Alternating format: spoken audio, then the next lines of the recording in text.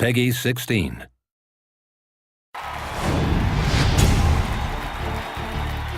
What's up, guys? Nevin Dravinsky, producer on UFC Undisputed 2010, coming to you from the famed Black House Gym, once again in an undisclosed location somewhere in Los Angeles, California.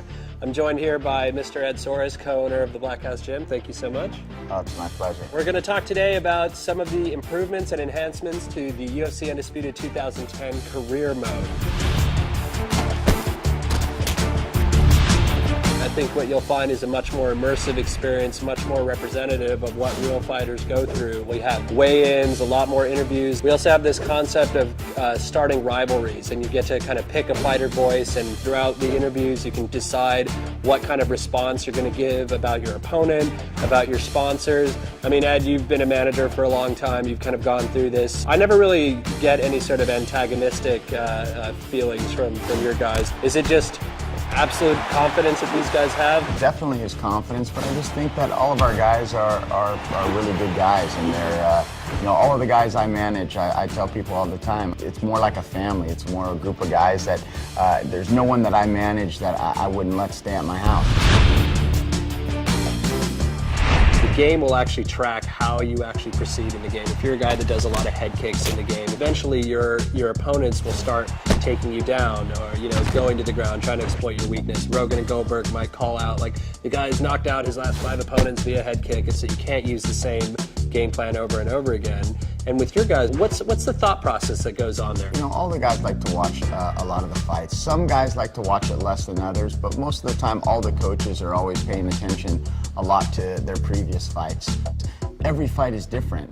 A perfect example would be the last fight against, Cain Velasquez against Rodrigo. We really thought, even though he was knocking people out, he was really using his wrestling. So we thought that he was going to come in, and Rodrigo really believed that he was going to take him down. And he came in with the wrong strategy, and obviously Cain came in with the right strategy and won the fight.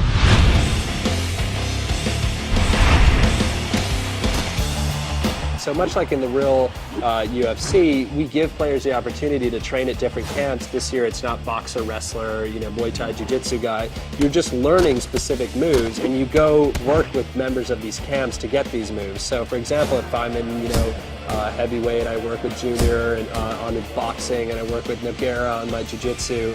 And as a result, I'll get these specific moves that I'll be able to apply to my fighter. So, in career mode, on top of being able to create my own fighter, I could create my body type, my weight class, what brand shorts I wear, what sponsors I have, and then I can also choose what camp I want to go train with. Correct. And all of these things get unlocked in tiers. When you first start out in your career, nobody knows you, nobody wants to sponsor you, But if you fight better, if you start winning, people will start to recognize you, notice you, and want to offer you stuff.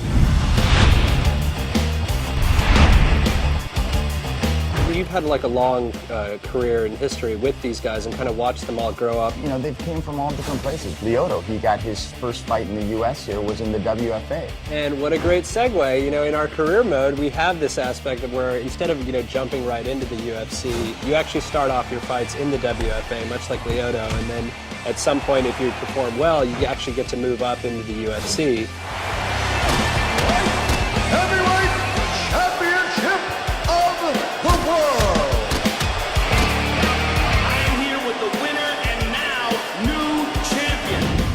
I think they got a little taste of some of the features in the career mode for UFC Undisputed 2010. I think so. For the full interview, go to community.ufcundisputed.com.